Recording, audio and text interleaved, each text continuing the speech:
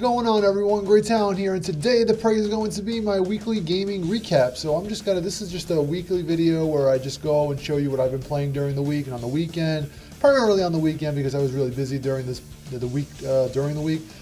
So I'm just gonna give you a montage again with some cool music. I'm gonna add my voiceover this time a little bit just to give you like an idea of like my reactions to the games I was playing, because I was playing some pretty kick-ass things this weekend. I beat Saints Row 4. I finished Octopathtraveler.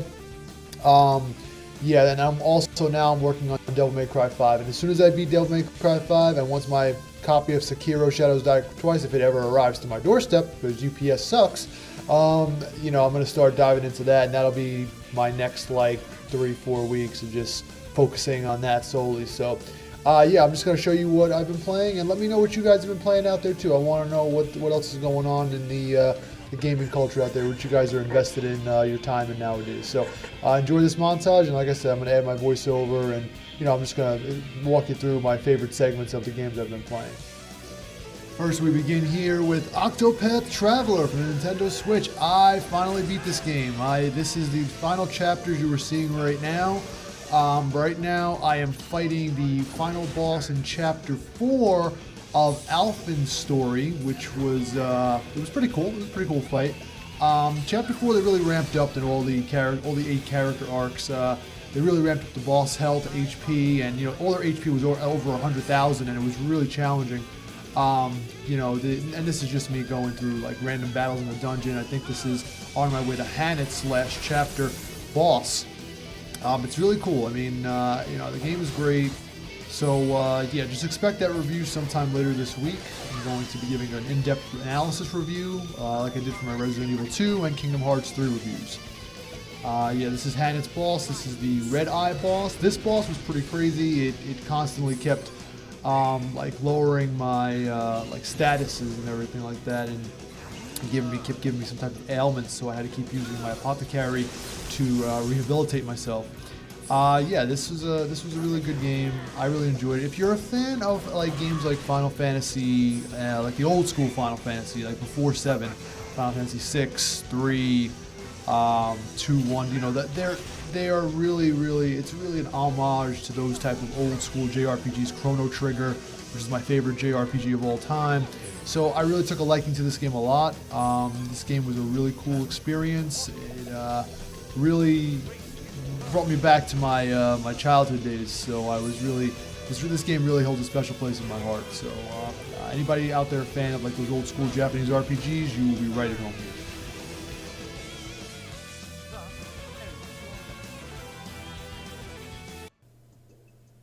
Next up on my list this week was Turok for the Nintendo Switch, developed by Night Dive Studios. This was not a remake per se, but more so along the lines of a remaster by Night Dive Studios. It actually came out for the PC. It was on PC only for a little while, and then they ported it over to, I think it was the Xbox and the PS4. Now it's on the Switch, and it's amazing. I was playing this right now, as you can see. It's in portable mode. It's not in docked mode. Actually, no, this is docked mode. But I was playing it before at my break at work earlier in the day. This is the first level, the Hub Rooms. And it was in portable mode. It was great. I was in the cafeteria at work, and I was just ripping into freaking dinosaurs and all these mercenaries. Fucking got the shotgun. It was great. As soon as you got your hands on that shotgun, it just became like Doom or Duke Nukem. And it was just awesome. I forgot how much fun Turok was, the original Turok. I love Seeds of Evil 2, Turok 2 as well. They're saying that it's coming out as well on the Switch, and when that comes out, I'm going to get that day one as well, because I really loved Turok 2, probably more than I did 1. Turok 2 really expanded on the whole environmental deterioration engine, I believe. And it was really a fun game. It had a lot more weapons, a lot more variety. And in this game, it's good. It has a little light platforming, as you can see here. I mean, and what's really cool too about the Switch, they mapped the controller a little differently. So, at jumping you can use, I think it's B to jump, but there also is left trigger. By pressing, I think it's ZL, you can actually jump as well. So that's going to help you in first-person shooters. It's very helpful to keep the right thumbstick, your finger and thumb on the right thumbstick at all times to leverage. So to have an extra finger, your index finger, to use that for jumping when you're platforming in a game like this is very, very tremendously helpful. But anyway, I got past the first level. I made it to the hub area, which is here. I saved my game, and then I collected all the keys that I needed to. And now next time I'm going to be on to part 2, and that's what I've been playing. This is part 2 of my game and review week. Ooh. Ha ha ha ha! Ow! Johnny! Help! You want her? Come get! Stage 1. Fight! Holy shit. No, that wasn't Streets of Rage. This is Saints Row 4. This is gotta be one of the greatest, wackiest games I've ever played. Open world, superhero themed, crazy, ridiculous, over-the-top games. This is a story mission where I was sent back to a two-dimensional realm to do a beat-em-up to try and rescue one of my crew members. It was insane. It made me feel like I was playing Streets of Rage. It was unbelievable. The amount of over-the-top moments within this game that resides within this game is just uncanny. It's unprecedented, and I gave a quick take on it. I think I reviewed it a while back, and yeah, I gave it like a 9.5, I think, out of 10, because it's just on a scale of 1 to oh my fucking god, what is happening? Like, what is going on screen? You know, look what's happening right now. I'm just beating up. It's literally just, it's everything. It's a smorgasbord of everything. And in this little montage I'm going to show you right now, you're going to see just like a crazy, different, over-the-top moments. It's unbelievable. You guys have to play. Whoever has not played this game, Saints Row 4, you need to play this game. Once it's in view, shoot out the light. The enemy light has been eradicated. Well done. If Streets of Rage wasn't enough of a parody for you, like they're making fun of Metal Gear Solid now, which is great. They have the Metal Gear Solid sounds. They have you creeping in a box like you're Solid Snake. You're just killing people. It's ridiculous. It is honestly like they make fun of, like, it breaks the fourth wall more times than Deadpool probably does. It is just amazing. What the fuck is this shit? What the fuck is this shit? Indeed, what the fuck is this shit? Because you just become a statue with the fucking, like, mallet bucket thing, and you're just fighting a giant soda can. What is happening? What is happening right now? I don't know how to describe it, but it's simply amazing. It is awesome in every single sense. I just ripped the can open, I'm making him leak, and it's just sad because this soda can had a life, and now I'm just opening his life, and I'm just letting it leak. And the amount of celebrity cameos is amazing too. Like right now, what you're seeing on screen is Roddy Piper beating the shit out of Keith David. I never thought those words would form a sentence in my entire life on this earth, but they did. Roddy Piper is struggling with Keith David, and yes, that's happening right now. That is absolutely happening on screen right now.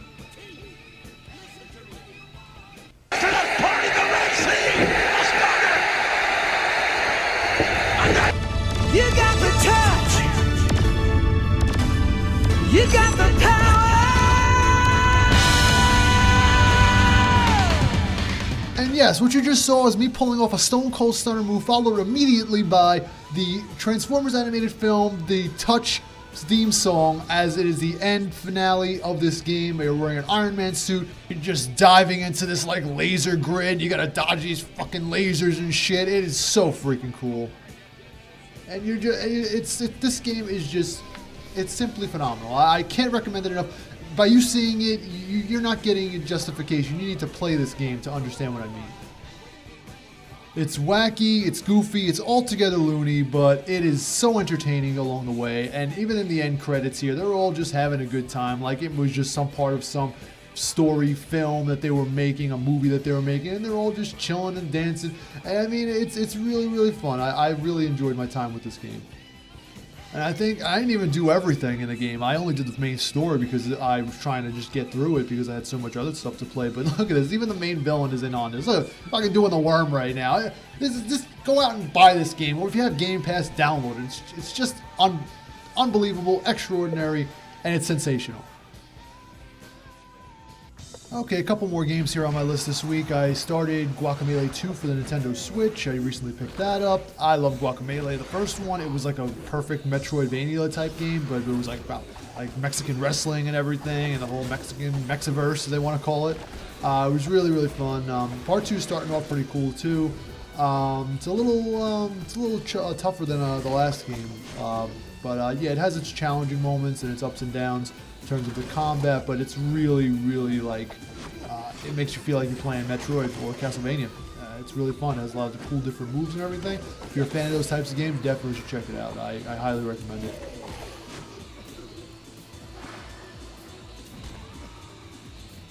Started my next JRPG, Tales of Vesperia, the definitive edition on the Nintendo Switch. It's really a lot different than I thought it was going to be. It's a hack and slash JRPG, which is very interesting to me. Usually they're turn-based, or a form of that. But no, I can see myself definitely getting into this. It's very intricate, it's very complex. You got like a guard system and like a special meter, a technical points meter where you can do tech attacks and everything. And it is a hack and slash. So anybody interested in hack and slash like Western RPGs should definitely check this out. It's a traditional JRPG fusion with like a Western RPG feel with like a hack and slash and sensibility like that. I'm definitely going to be digging my talons into this come later on this week for sure.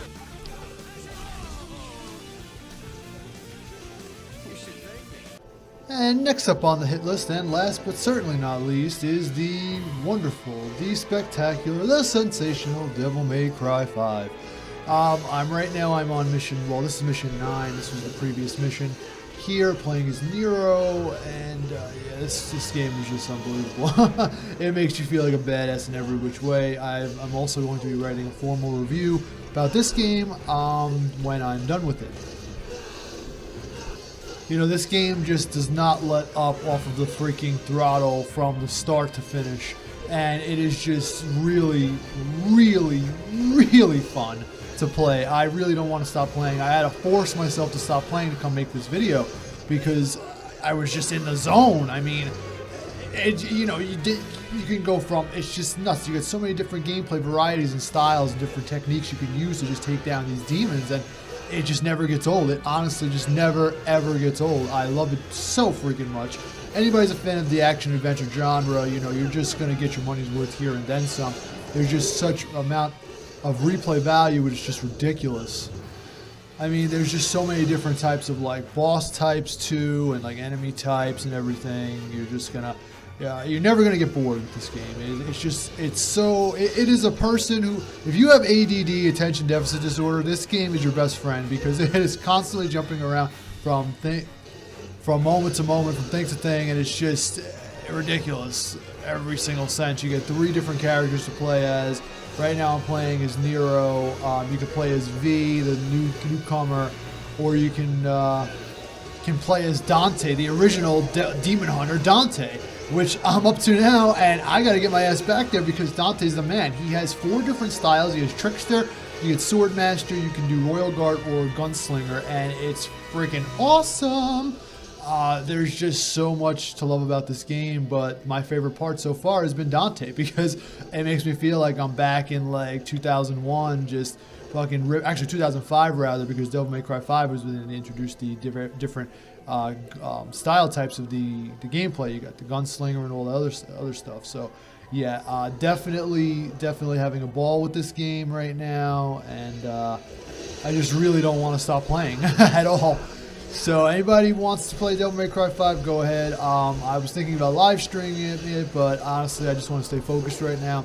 I'm going to probably live stream Sekiro when I get it tomorrow after I finish this game, because I like to finish games before I jump into other ones, especially with this game, because I'm already halfway through it. I'm on mission 11 right now out of 20, I think it is. So yeah, this is really a fun game. So without further ado, people, I'm just going to get back to Devil May Cry 5, and I'm going to finish this, and I'm going to prepare my body, my mind, and my soul for what horrors await me with Sekiro Shadows Die Twice when I finally freaking get it in the mail tomorrow, if they ever freaking deliver it. Oh, God, it's so annoying. But anyway, this game is amazing. Go play it, and yeah. So there you have it, folks. That's my game and week in review. So a bunch of different games I'm working on, like smorgasbord games. I finished up 2. I finished up Octopath and Saints Row 4. Currently working on Devil May Cry 5. And while I'm waiting ever so impatiently for that damn Sekiro Shadows Die Twice to show up. Now let me just tell you something, people. Never pre-order a game or order a game on bestbuy.com without reading the fine print and without seeing that and making sure that it's a pickup as opposed to a ship to. Because if it's you think it's a pickup and you go to the store and you find out that you actually had it shipped and look like a fool at the customer service counter, like somebody I know did, asking for a friend, selling for a friend. So anyway, I hope you guys enjoyed the video. What's on your hit list right now? What are you guys playing? What are you working on conquering? What's your next conquest? Let me know in the comments below. If you like the video, give it a thumbs up and subscribe if you want to see more. So you guys have a great day and we'll catch you later.